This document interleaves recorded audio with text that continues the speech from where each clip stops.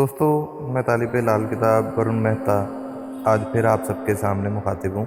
दोस्तों, आज हम बात करेंगे कि जब भी हम लाल किताब की कुंडली देखते हैं तो उस वक्त हमें कौन सा बर्थ चार्ट जो है उसको देखना चाहिए, या किस चार्ट के अनुसार लाल किताब की कुंडली आधारित होती है, इस बारे में बातें करेंगे।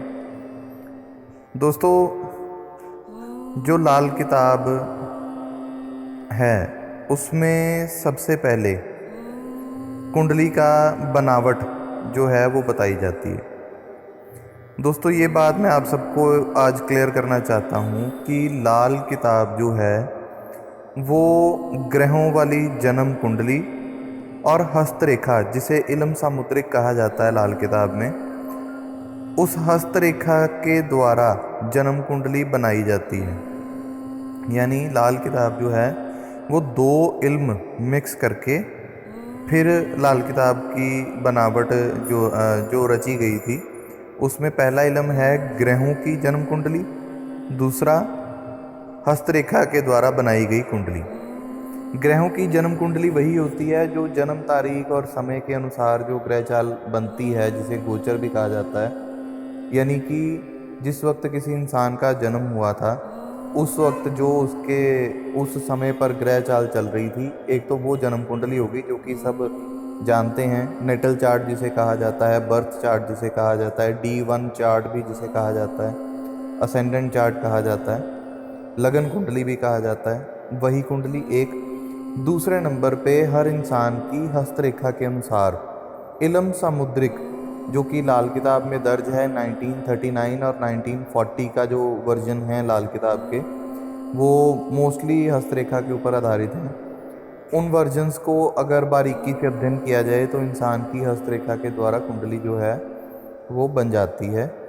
इन दोनों कुंडलियों को देख के समझ के उसके बाद जो सामने आता है चार्ट्स, उनके अनुसार ही लाल किताब का फल कथन किया जाता है।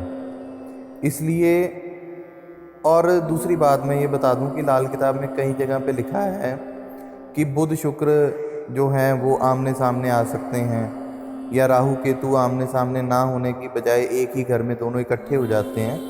वो ये जो शब्द हैं, ये जो लाइंस हैं लाल किताब की, वो हस्तरेखा की कुंडली के अनुसार लिखी गई हैं, क्योंकि हस्तरेखा के द्वारा जब जन्म कुंडली बनती है तो उनमें ये चीज़ें पॉसिबल होती हैं। जन्म कुंडली में सूर्य बुध शुक्र आपस के एक दूसरे के आसपास ही रहेंगे, राहु केतु आमने सामने ही रहेंगे, लेकिन हस्तरेखा के द्वारा जो कुंडली बनेगी उनमें वो आसपास हो सकते हैं राहु केतु, या बुध शुक्र आमने सामने हो सकते हैं।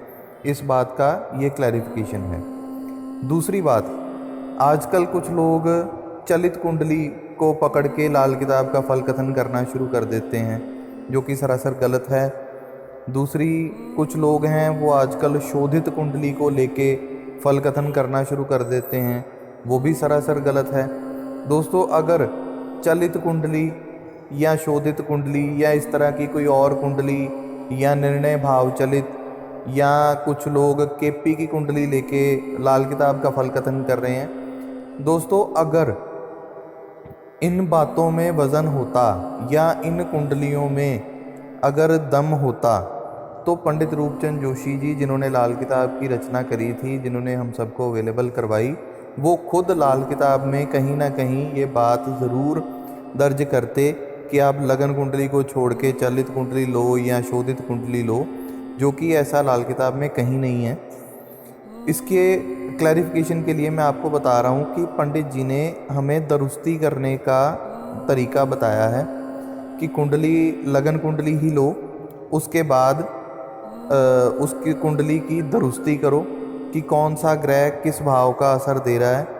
वो दुरुस्ती करने की जांच जो है वो लाल किताब का अध्ययन करते वक्त हमें समझ आ जाती है कि किस तरह से दुरुस्ती करनी है या किस तरह से फल कथन करना है।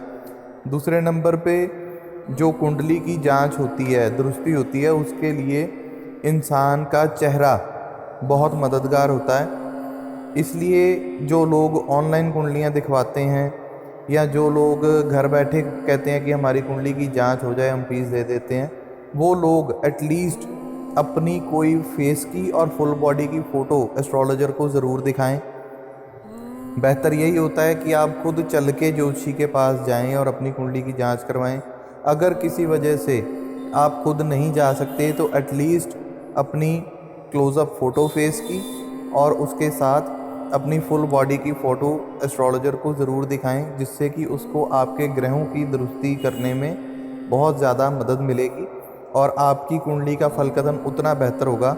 हाँ, आपके ग्रहों से ये चीज़ें प्रिडिक्ट की जा सकती हैं, लेकिन अगर आप ये चीज़ें जो कि एस्ट्रोलॉजर के लिए सहायक हैं वो उनको बता देते हैं, या आपका चेहरा या आपकी बॉडी देख के एस्ट्रोलॉजर उन चीज़ों को समझ लेता है, तो आपका फल कथन जो है वो और ज़्यादा बेहतर हो जाता है, जिससे आपको ही फ़ायदा मिलेगा। दोस्तों, मैं फिर रिपीट करूँगा कि शोधित कुंडली, चलित कुंडली, निर्णय भाव चलित या इस तरह की केपी कुंडली या कोई भी इस तरह की कुंडली जो है वो लाल किताब के उसूलों के अनुसार गलत है। लाल किताब के उसूलों के अनुसार केवल लगन कुंडली ही महत्व रखती है। चलित कुंडली जो है वो कन्फ्यूजन पैदा कर देगी, जिससे कि आपको फलित की जगह पे उल्टा उपायों का नुकसान हो सकता है।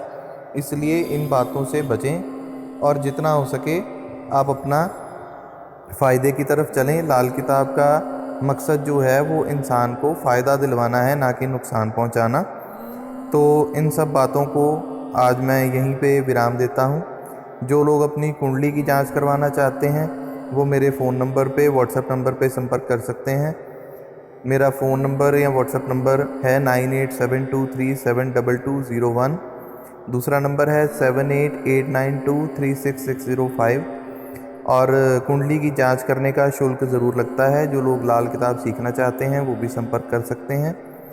आप सबको इन्हीं बातों के साथ आज धन्यवाद करता हूँ। आपका अपना तालिब लाल किताब वरुण मेहता, अमृतसर से। धन्यवाद।